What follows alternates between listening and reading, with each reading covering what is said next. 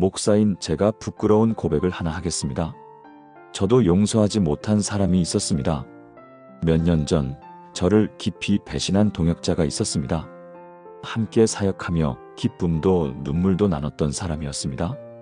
그런데 어느 날 갑자기 그가 저에 대한 거짓 소문을 퍼뜨렸습니다. 교회를 떠나면서 성도들에게 저를 비방하는 편지를 돌렸습니다.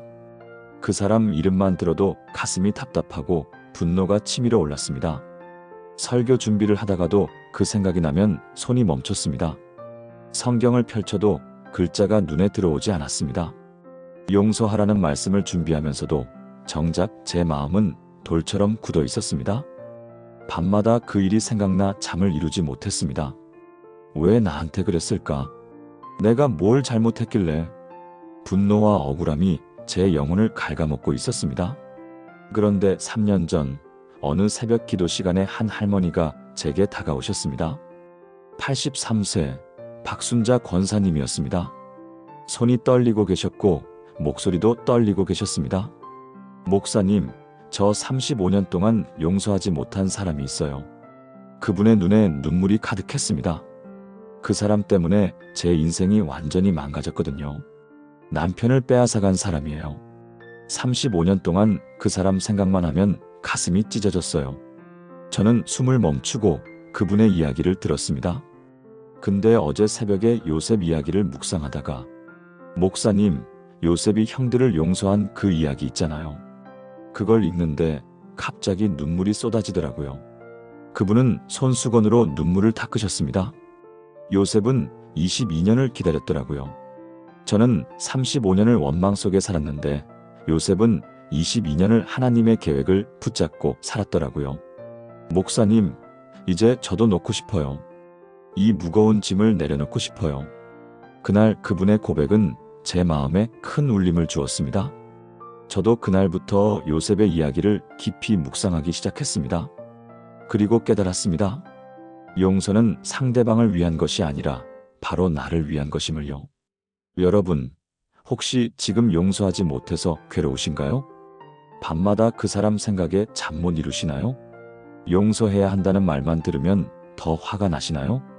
오늘 저는 여러분께 요셉의 이야기를 통해 진짜 용서가 무엇인지, 어떻게 용서할 수 있는지, 그리고 용서가 우리에게 주는 놀라운 자유에 대해 나누고 싶습니다.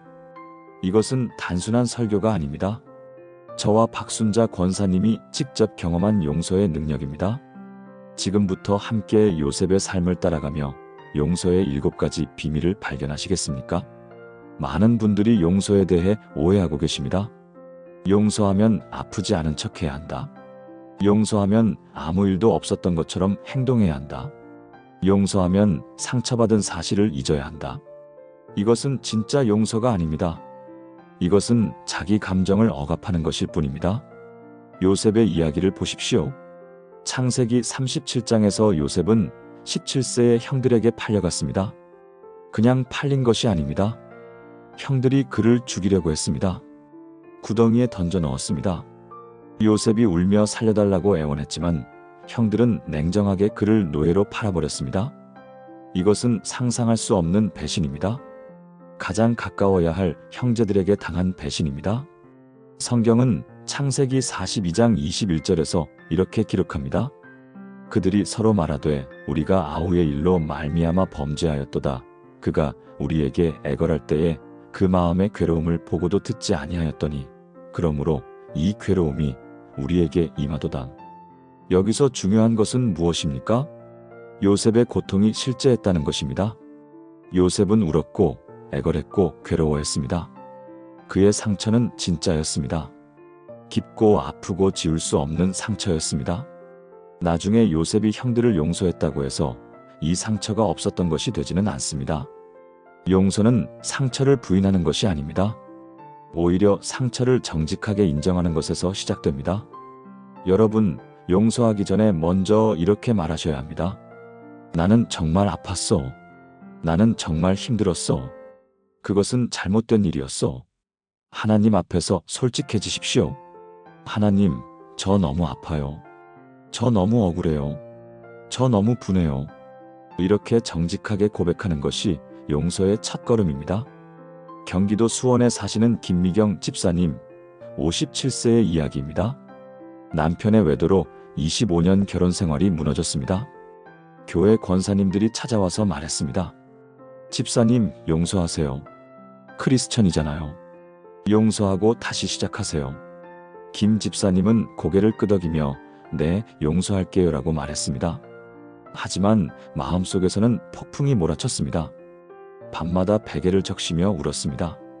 남편 얼굴만 봐도 구역질이 났습니다. 그런데 억지로 웃으며 아무렇지 않은 척했습니다. 3개월이 지나자 김 집사님은 심한 불면증과 우울증에 시달렸습니다. 몸무게가 12kg이나 빠졌습니다. 교회도 나가지 못했습니다. 왜 이렇게 되었을까요? 진짜 용서가 아니었기 때문입니다. 상처를 인정하지 않고 억지로 덮으려고 했기 때문입니다. 그러던 어느 날 새벽 기도회에서 목사님이 요셉 이야기를 전했습니다. 요셉의 고통은 실제였습니다. 그의 상처는 깊었습니다. 하나님은 그것을 다 아십니다. 그 말씀을 들은 순간 김 집사님의 눈에서 눈물이 쏟아졌습니다. 기도실로 달려가 하나님 앞에 엎드렸습니다. 하나님, 저 너무 아파요. 저 정말 힘들어요. 용서하고 싶은데 안 돼요. 상처가 너무 깊어요. 그날부터 김 집사님은 달라지기 시작했습니다. 자신의 아픔을 솔직하게 인정했습니다. 하나님 앞에서 울고 또 울었습니다. 그것이 진짜 용서의 시작이었습니다. 6개월이 지나면서 조금씩 마음에 평안이 찾아왔습니다. 1년 후 김 집사님은 진심으로 남편을 용서할 수 있었습니다. 그때 제가 상처를 인정하지 않았다면 절대 용서할 수 없었을 거예요. 아픔을 숨기는 것은 용서가 아니더라고요. 지금 김 집사님은 비슷한 아픔을 겪는 여성들을 돕는 사역을 하고 계십니다. 사랑하는 여러분, 지금 저와 함께 이렇게 기도해 보시겠습니까? 하나님 아버지, 오늘 제 상처를 주님 앞에 솔직히 고백합니다. 저는 정말 아팠고 지금도 아픕니다. 이 상처는 진짜이고 이 아픔은 깊습니다. 하지만 주님은 이 모든 것을 아시는 분이심을 믿습니다. 주님, 제 아픔을 외면하지 않으시고 함께 아파해 주시는 주님을 의지합니다. 이 정직한 고백이 진짜 용서의 시작이 되게 하소서. 예수님의 이름으로 기도합니다. 아멘. 용서는 아픔을 부인하는 것이 아닙니다. 오히려 아픔을 정직하게 인정하는 것에서 시작됩니다. 이것이 요셉이 우리에게 보여준 첫 번째 진리입니다. 많은 분들이 용서를 마치 스위치처럼 생각합니다. 오늘 결단하면 내일부터 다 괜찮아질 거야. 한번 용서하면 끝이야. 하지만 진짜 용서는 그렇게 작동하지 않습니다. 용서는 순간이 아니라 과정입니다. 시간이 필요한 여정입니다. 요셉의 이야기를 다시 보십시오. 창세기 37장에서 요셉은 17세에 팔려갔습니다. 창세기 41장에서 요셉은 30세에 총리가 되었습니다. 창세기 45장에서 요셉은 형들을 용서했습니다. 계산해 보십시오. 요셉이 용서하기까지 최소 22년이 걸렸습니다. 22년입니다. 이것은 엄청나게 긴 시간입니다. 요셉은 하루아침에 용서하지 못했습니다. 노예 생활 13년, 감옥 생활까지 포함하면 그의 고통은 상상을 초월합니다. 성경은 창세기 41장 51절에서 요셉이 첫째 아들 이름을 므낫세라고 지었다고 기록합니다. 므낫세는 잊게 하다는 뜻입니다. 하나님이 나로 내 모든 고난과 내 아버지의 온 집 일을 잊어버리게 하셨다. 여기서 중요한 것은 무엇입니까? 요셉도 잊으려고 애썼다는 것입니다. 고통을 극복하려고 노력했다는 것입니다. 이것은 순간적인 결단이 아니라 긴 과정이었습니다. 용서는 단번에 이루어지지 않습니다. 때로는 용서했다고 생각했는데 다시 분노가 올라옵니다. 때로는 괜찮다고 생각했는데 그 사람 이름만 들어도 가슴이 떱니다. 이것은 정상입니다. 이것은 용서가 실패한 것이 아닙니다. 용서가 과정 중에 있다는 증거입니다. 하나님은 우리에게 시간을 주십니다. 천천히 치유하시고 천천히 회복시키십니다. 서울 강남구에 사시는 이정훈 집사님, 62세의 이야기입니다.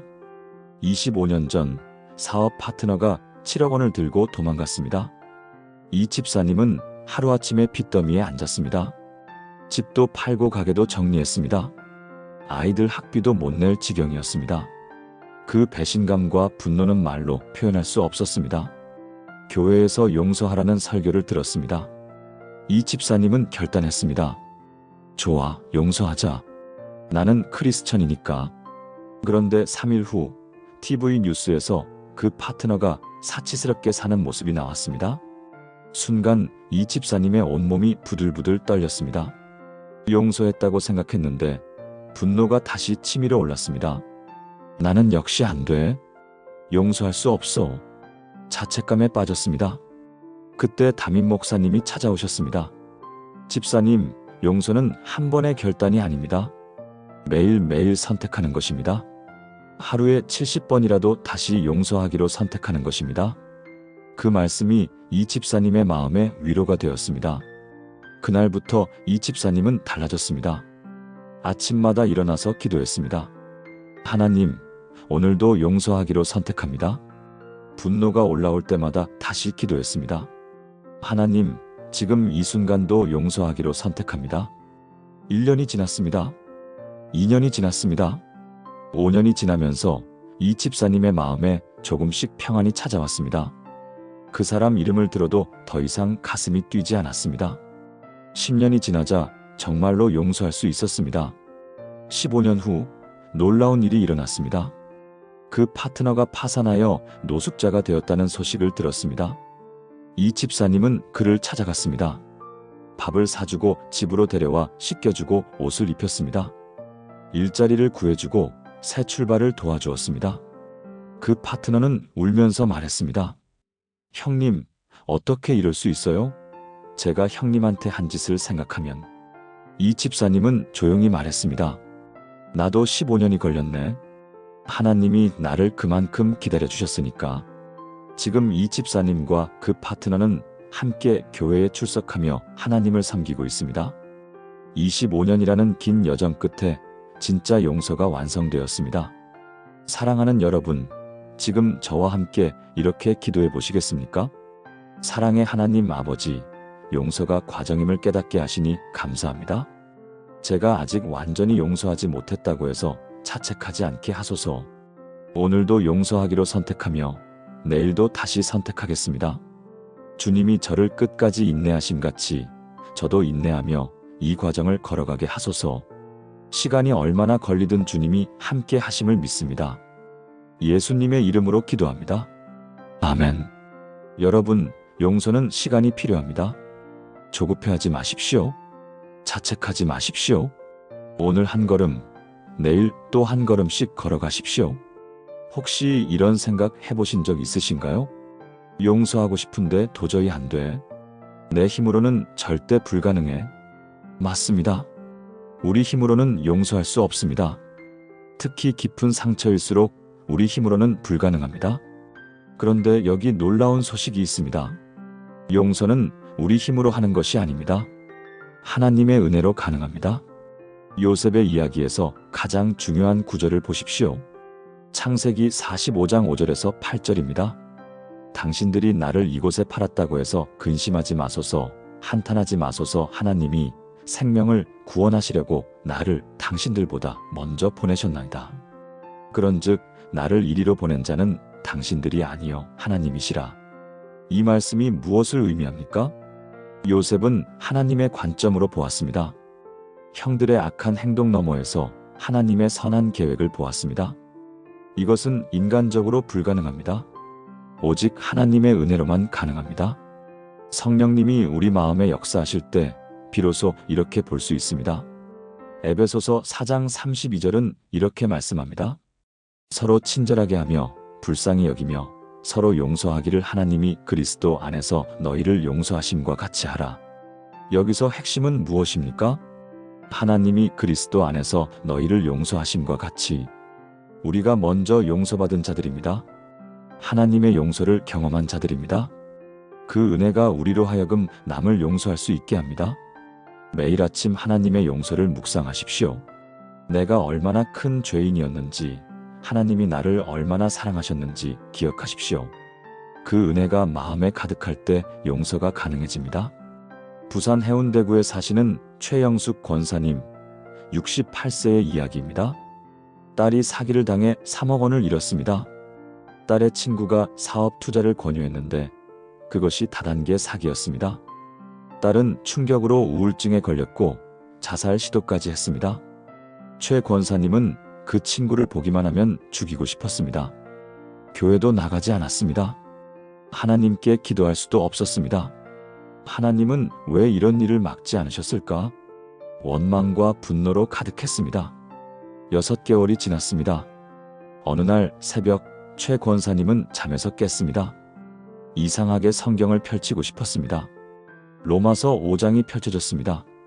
우리가 아직 죄인 되었을 때에 그리스도께서 우리를 위하여 죽으심으로 하나님께서 우리에 대한 자기의 사랑을 확증하셨느니라.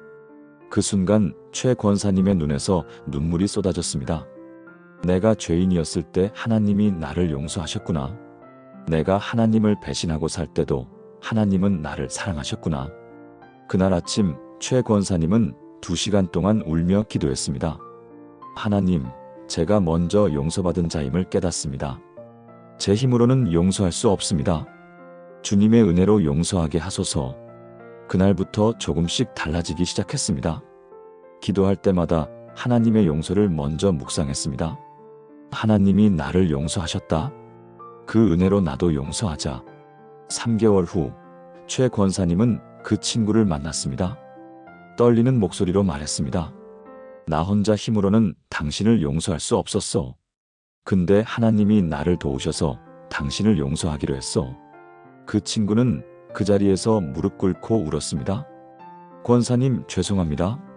제가 정말 잘못했습니다. 놀랍게도 그 친구는 3년에 걸쳐 그 돈을 조금씩 갚기 시작했습니다. 지금은 절반 이상을 갚았고 함께 교회에 출석하고 있습니다. 최 권사님은 말합니다. 그때 제 힘으로 하려고 했다면 절대 안 됐을 거예요.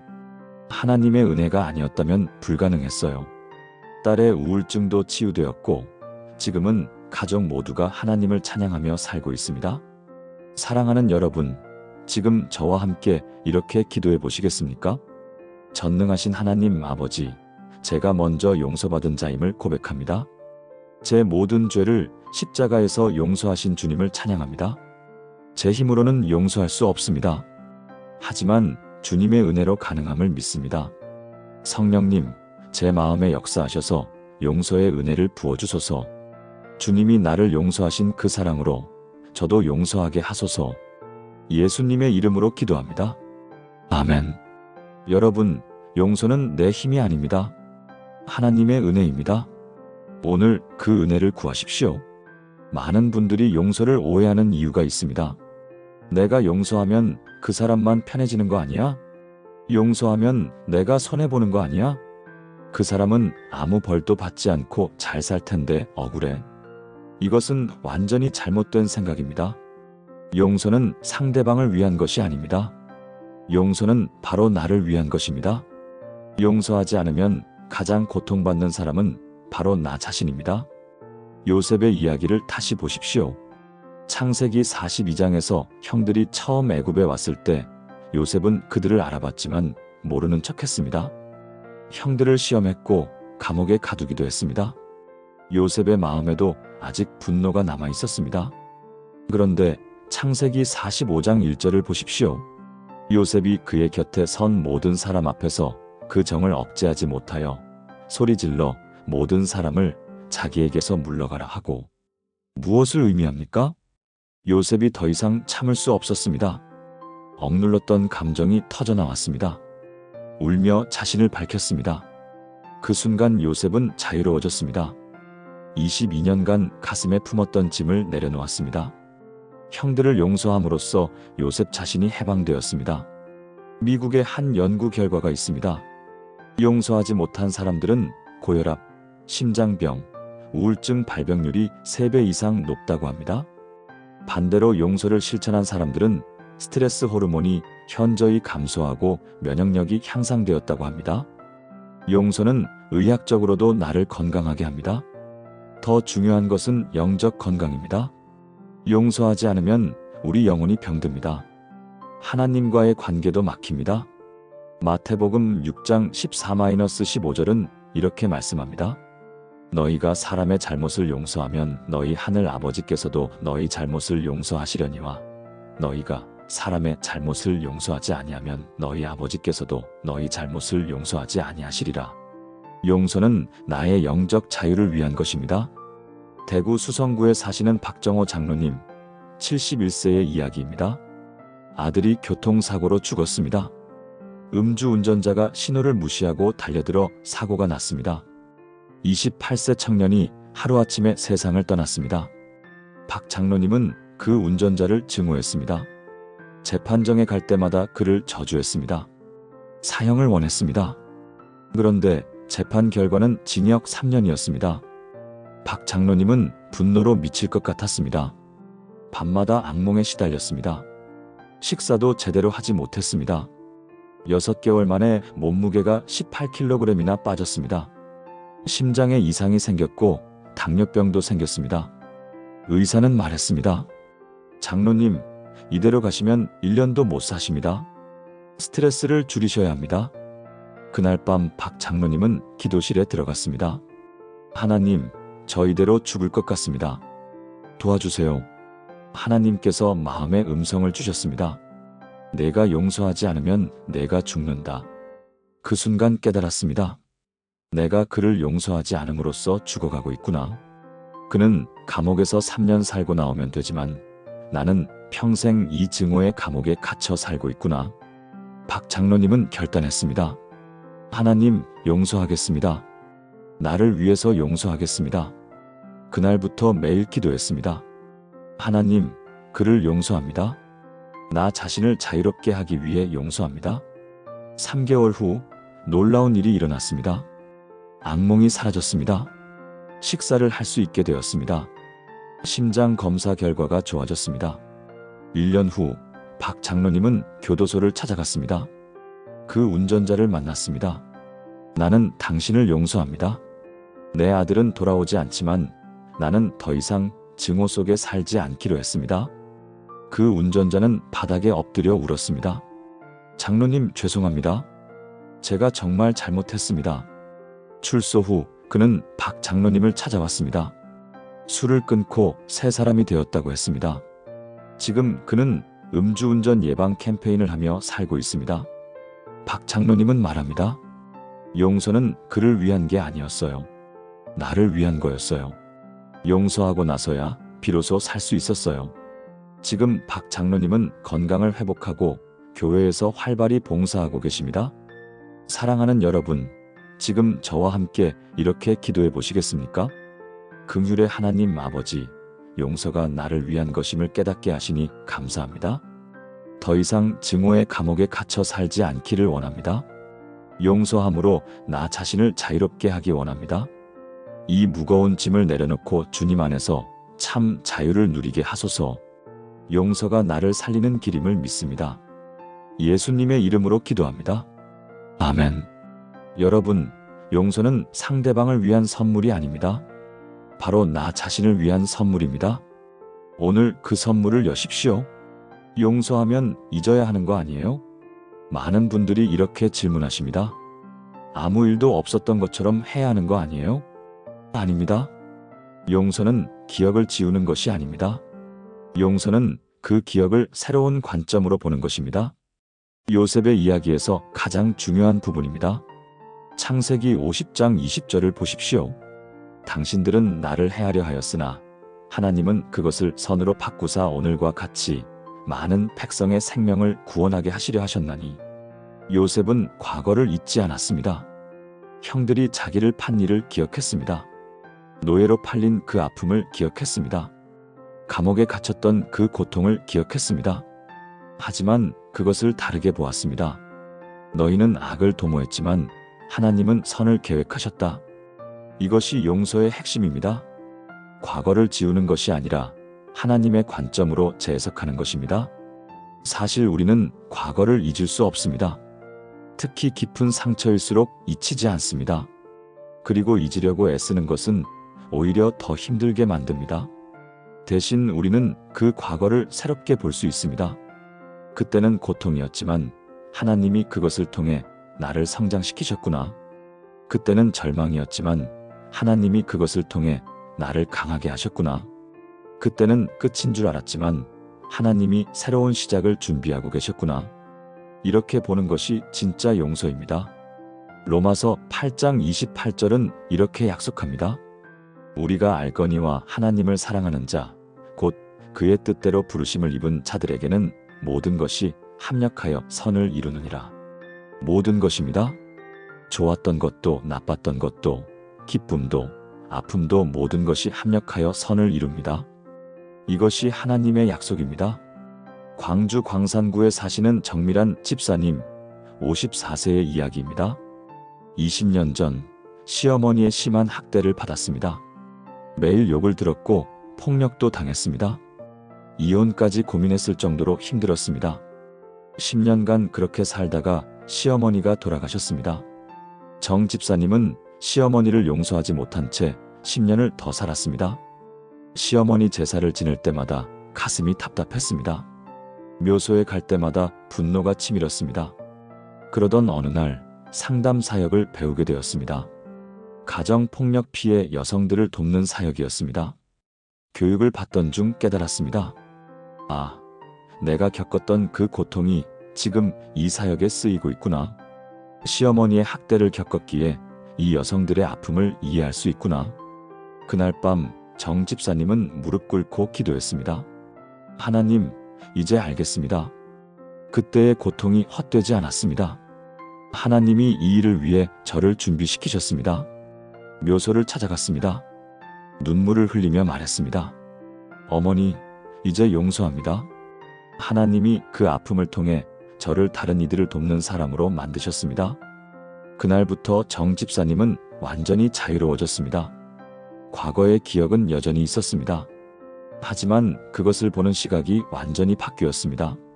아픔이 아니라 훈련이었다. 고통이 아니라 준비였다. 끝이 아니라 시작이었다. 지금 정 집사님은 매년 200명 이상의 여성들을 상담하고 돕고 있습니다. 자신의 아픔이 다른 이들의 치유가 되고 있습니다. 5년 전에는 쉼터를 개설했습니다. 가정폭력 피해 여성들이 머물며 치유받는 곳입니다. 정 집사님은 말합니다. 시어머니를 생각하면 이제 감사함이 먼저 옵니다. 그분이 없었다면 이 사역도 없었을 테니까요. 한 여성이 정 집사님께 물었습니다. 집사님은 어떻게 우리 아픔을 이렇게 잘 아세요? 정 집사님은 조용히 대답했습니다. 나도 같은 아픔을 겪었거든요. 그런데 하나님이 그 아픔을 너를 돕는 통로로 바꾸셨어요. 그 여성은 울면서 말했습니다. 그럼 저도 언젠가는 집사님처럼 될 수 있을까요? 물론이죠. 하나님이 반드시 당신의 아픔도 누군가의 축복으로 바꾸실 거예요. 지금 그 여성도 회복되어 다른 이들을 돕는 사역자가 되었습니다. 사랑하는 여러분, 지금 저와 함께 이렇게 기도해 보시겠습니까? 선하신 하나님 아버지, 제 과거를 새로운 눈으로 보게 하소서. 아픔이었던 것을 주님의 계획으로 보게 하시고 고통이었던 것을 주님의 훈련으로 보게 하소서. 모든 것이 합력하여 선을 이루신다는 약속을 믿습니다.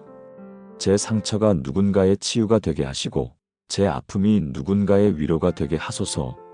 예수님의 이름으로 기도합니다. 아멘. 여러분, 과거를 잊으려고 애쓰지 마십시오. 대신 새로운 관점으로 보십시오. 하나님의 눈으로 보십시오.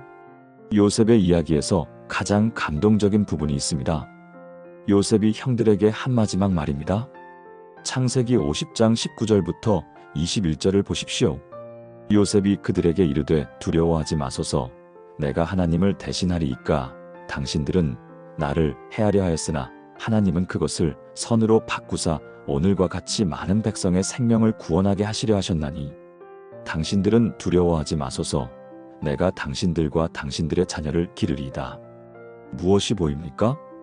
요셉은 개인적 복수를 넘어섰습니다. 자기 감정을 넘어서서 하나님의 큰 그림을 보았습니다. 많은 백성의 생명을 구원하게 하시려 하셨나니 요셉의 고난은 단지 요셉 개인만을 위한 것이 아니었습니다. 수많은 사람들의 생명을 구원하기 위한 하나님의 계획이었습니다. 이스라엘 민족 전체를 살리기 위한 하나님의 섭리였습니다. 용서할 때 우리는 이 큰 그림을 보게 됩니다. 내 개인적 아픔을 넘어서 하나님의 더 큰 목적을 보게 됩니다. 때로 우리의 고난은 우리 세대만이 아니라 다음 세대를 위한 것일 수 있습니다. 우리 가정만이 아니라 교회 공동체를 위한 것일 수 있습니다. 우리 한 사람만이 아니라 많은 사람들을 위한 것일 수 있습니다. 고린도후서 1장 3절부터 4절은 이렇게 말씀합니다. 찬송하리로다. 그는 우리 주 예수 그리스도의 하나님이시요 자비의 아버지시요 모든 위로의 하나님이시며 우리의 모든 환난 중에서 우리를 위로하사 우리로 하여금 하나님께 받는 위로로서 모든 환난 중에 있는 자들을 능히 위로하게 하시는 이시로다. 우리가 받은 위로로 다른 이들을 위로하게 하신다는 것입니다. 이것이 하나님의 더 큰 계획입니다. 인천 남동구에 사시는 김태수 목사님 67세의 이야기입니다. 30년 전 김 목사님은 큰 교회의 부목사였습니다. 담임 목사님과 갈등이 있었습니다. 결국 억울하게 교회에서 쫓겨났습니다. 명예도 잃고 생계도 막막했습니다. 가족들이 굶주릴 정도로 힘들었습니다. 김 목사님은 하나님께 원망했습니다. 하나님, 왜 이런 일을 허락하십니까? 제가 뭘 잘못했습니까? 5년이 지났습니다. 아무도 김 목사님을 목사로 청빙하지 않았습니다. 공장에서 일하며 생계를 이어갔습니다. 그런데 공장에서 만난 노동자들이 하나둘씩 김 목사님께 다가왔습니다. 목사님, 저 좀 상담해 주세요. 목사님, 성경 좀 가르쳐 주세요. 작은 방에서 5명으로 시작한 모임이었습니다. 1년 후 20명이 되었습니다. 3년 후 100명이 되었습니다. 모두 공장 노동자들, 사회에서 소외된 사람들이었습니다. 김 목사님은 깨달았습니다. 아, 하나님이 나를 이들에게 보내셨구나. 큰 교회 부목사로는 이들을 만날 수 없었을 거야. 억울한 일을 당했기에 이들의 아픔을 이해할 수 있었구나. 10년 후 그 모임은 500명 교회가 되었습니다. 15년 후 3개의 지교회를 세웠습니다. 모두 소외된 지역, 가난한 사람들을 위한 교회였습니다. 20년 후 김 목사님은 그 담임 목사님을 만났습니다. 담임 목사님은 사업 실패로 모든 것을 잃고 노숙자가 되어 있었습니다. 김 목사님은 그를 끌어안았습니다. 목사님, 용서합니다. 그때 그 일이 없었다면 저는 지금 이 사역을 할 수 없었을 겁니다. 담임 목사님은 울면서 말했습니다. 김 목사님, 용서해 주셔서 감사합니다. 제가 정말 잘못했습니다. 김 목사님은 그를 교회로 데려와 회복시켰습니다. 지금 그 담임 목사님은 김 목사님의 교회에서 봉사하며 살고 있습니다. 25년이 지난 지금 김 목사님의 사역은 전국 30개 교회로 확장되었습니다. 모두 소외된 지역, 가난한 이들을 위한 교회입니다. 매년 5,000명 이상이 이 교회들을 통해 복음을 듣고 있습니다. 김 목사님은 말합니다. 그때 제가 용서하지 않았다면 이 모든 일이 없었을 겁니다. 하나님은 제 개인적 아픔을 수천 명의 구원을 위해 사용하셨습니다. 작년에 한 청년이 김 목사님께 물었습니다. 목사님, 억울한 일을 당했을 때 어떻게 견디셨어요? 김 목사님은 웃으며 대답했습니다. 그때는 몰랐지. 근데 지금 보니까 하나님이 더 큰 계획을 갖고 계셨더라고. 내 아픔이 이 모든 사람들의 축복이 될 줄 누가 알았겠어? 그 청년도 지금은 목회자가 되어 소외된 이들을 섬기고 있습니다. 사랑하는 여러분, 지금 저와 함께 이렇게 기도해 보시겠습니까? 놀라우신 하나님 아버지, 제 아픔 너머에 주님의 더 큰 계획이 있음을 믿습니다. 제 고난이 헛되지 않고 많은 이들의 축복이 되게 하소서. 제 상처가 다른 이들의 치유의 통로가 되게 하시고 제 용서가 많은 이들에게 하나님의 사랑을 보여주는 증거가 되게 하소서. 주님의 큰 그림을 보는 눈을 주시고 그 계획에 순종하게 하소서. 예수님의 이름으로 기도합니다. 아멘. 여러분, 지금은 보이지 않아도 하나님은 더 큰 그림을 그리고 계십니다. 당신의 아픔이 헛되지 않을 것입니다. 믿으십니까? 이제 마지막 7번째입니다. 용서의 궁극적 목적은 무엇일까요? 바로 자유입니다. 진정한 자유입니다. 요셉의 이야기 전체를 보십시오. 요셉은 17세의 노예로 팔렸습니다. 몸은 노예였지만 마음까지 노예가 되지는 않았습니다. 감옥에 갇혔지만 영혼까지 갇히지는 않았습니다. 오히려 그는 어디서든 하나님과 함께 걸었습니다. 그리고 마침내 용서했을 때 완전한 자유를 얻었습니다. 창세기 50장 22절부터 26절을 보십시오. 요셉이 그의 아버지의 가족과 함께 애굽에 거주하여 110세를 살며 요셉이 그의 형제들에게 이르되 나는 주구나 하나님이 당신들을 돌보시고 당신들을 이 땅에서 인도하여 내사 아브라함과 이삭과 야곱에게 맹세하신 땅에 이르게 하시리라. 요셉은 110세까지 살았습니다. 장수했고 평안했습니다. 형들과 화목하게 살았습니다. 죽을 때도 원망 없이 하나님을 찬양하며 갔습니다. 이것이 진정한 자유입니다. 과거에 얽매이지 않는 자유입니다.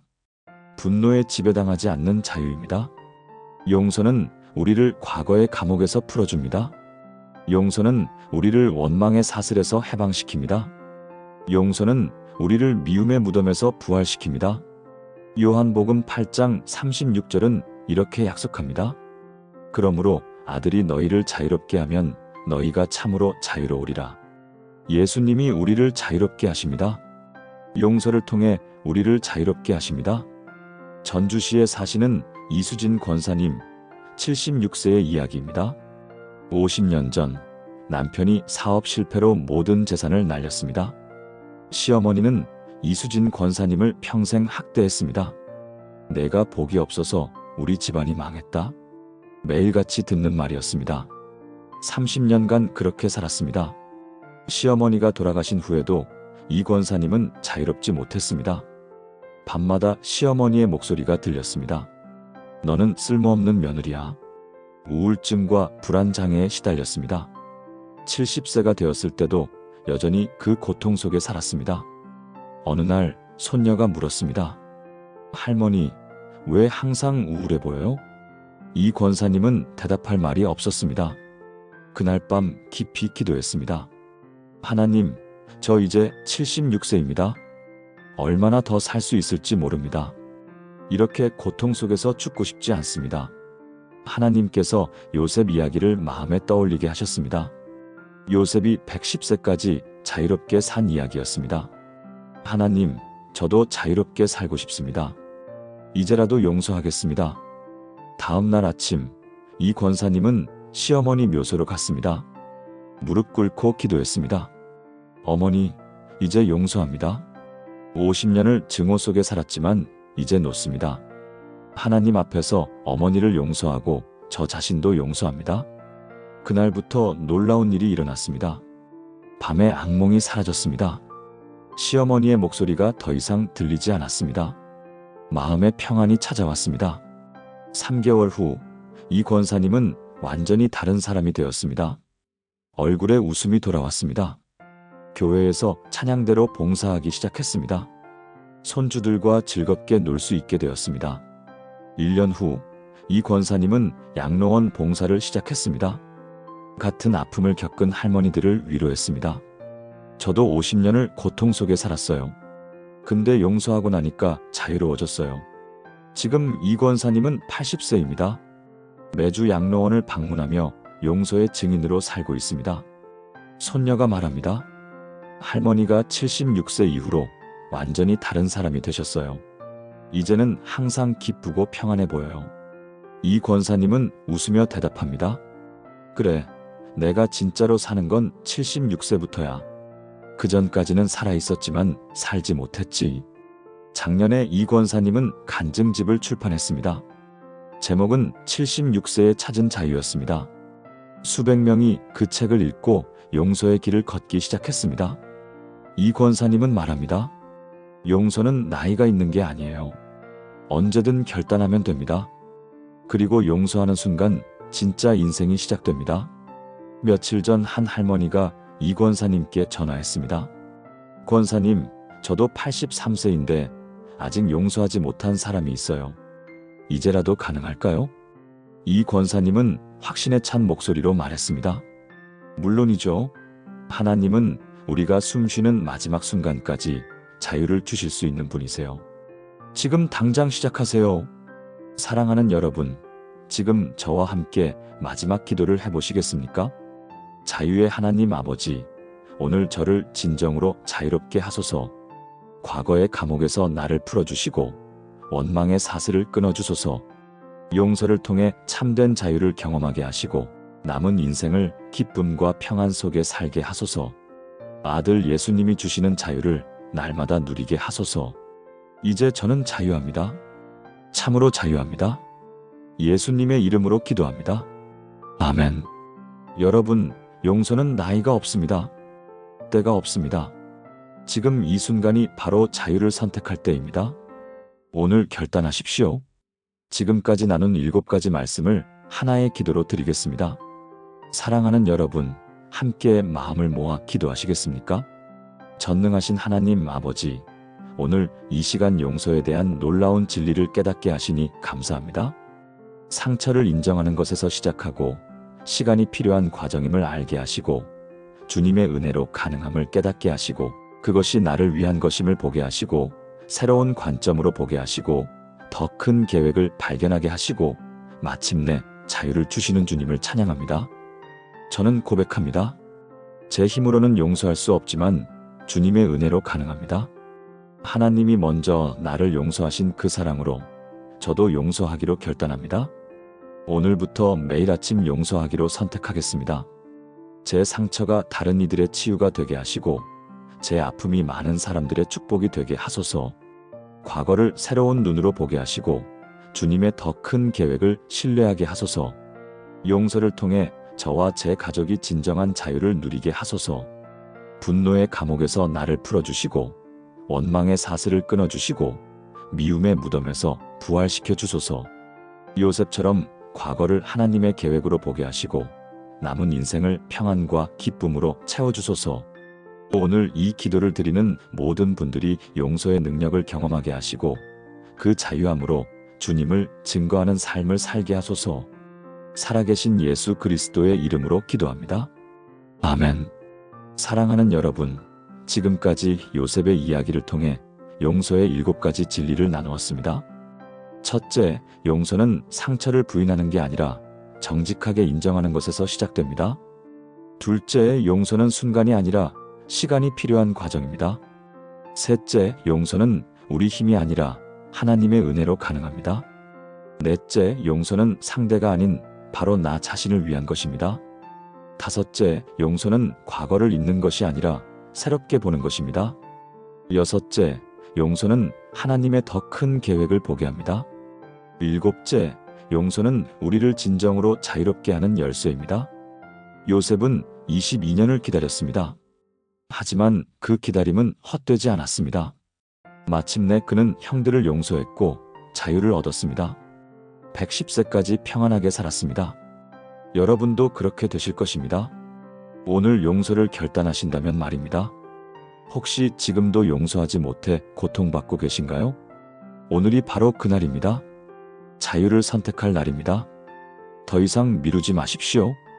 여러분의 남은 인생이 진짜 인생이 되게 하십시오. 용서는 약함이 아닙니다.